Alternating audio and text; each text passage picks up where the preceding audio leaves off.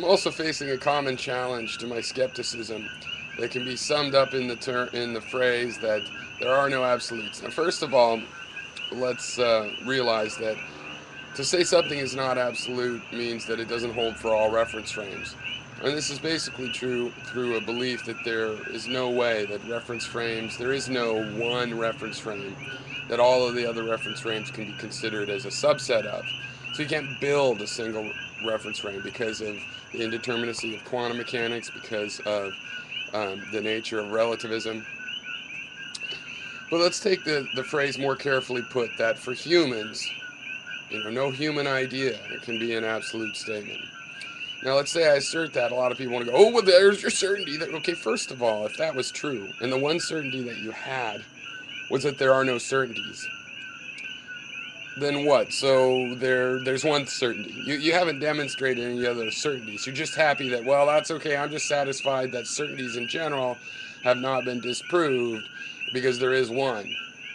But the argument truncates at one.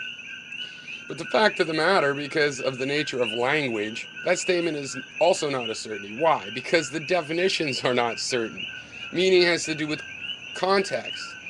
Okay? So every time we try to apply that and see if it applies in the future, there's a new context. All right? Now, my prediction becomes a scientific matter. Find me a certainty. I have deduced that there can't be a certainty for a limited mind with terms that are not absolutely defined. There is no absolute definition of a human. There is no absolute definition of absolute in these other terms. So, yes, it is not a certainty when I say everything is relative for humans. Okay. It's a fact because everything we perceive is a human perception. Therefore, it is of relation to a frame of reference. So it is relative to that. Okay. But yes, okay, I'm leaving open. Maybe there is a certainty. You are now in the situation where you need to present me with one. But the certainty is that there's the possibility. No, we're not certain that there's a possibility of it. It simply means that you can present one. It's possible, so try to present one. Until you find one, we're in an empirical situation. There's logical deductions based on our perceptions of the past and our perceptions that the mind seems to be a material phenomena, that if you're probing the mind, you're affecting the thoughts.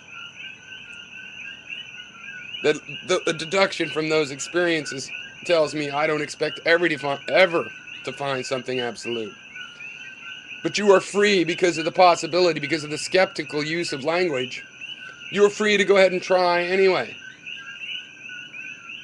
So do that. Come up with one.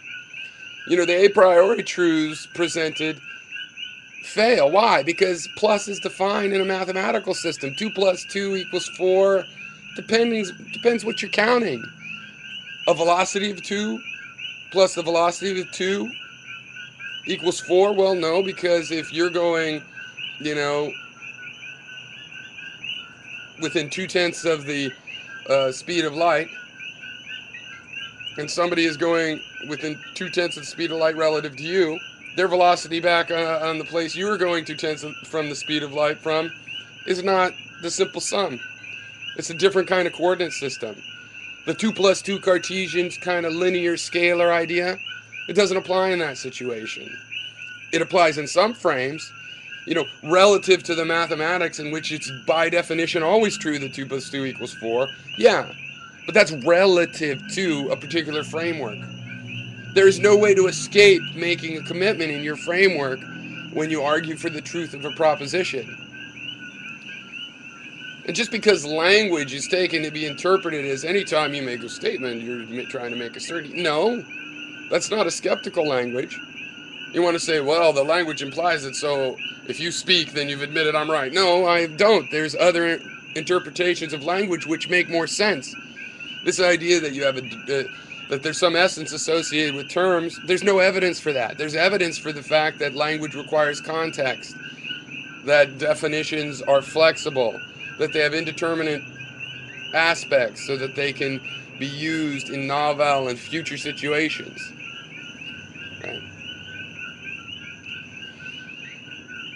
And there is the ultimate psychological reason to doubt this because, there's a kind of so-called nihilistic, so-called academic skeptics, supposedly, that allegedly had the nihilistic idea that there's one certainty, that nothing is known. Right? But what is that used for? It's used to say there's a certainty. Now I have permission to have these other certainties that are not justified. And I used language to justify that one. But if you realize language is just the symbolic math, you'd understand that just because math it can be true within the framework of assuming, A really does equal A and all of this stuff in math, and then you make this extraception because you say that it's absolute, it applies to reality too. But applied mathematicians know that's not the case. That to apply math to reality requires making, hopefully, valid approximations. Approximations that don't leave you too far wrong. That still allow you to make an estimate of the bounds of their inaccuracy.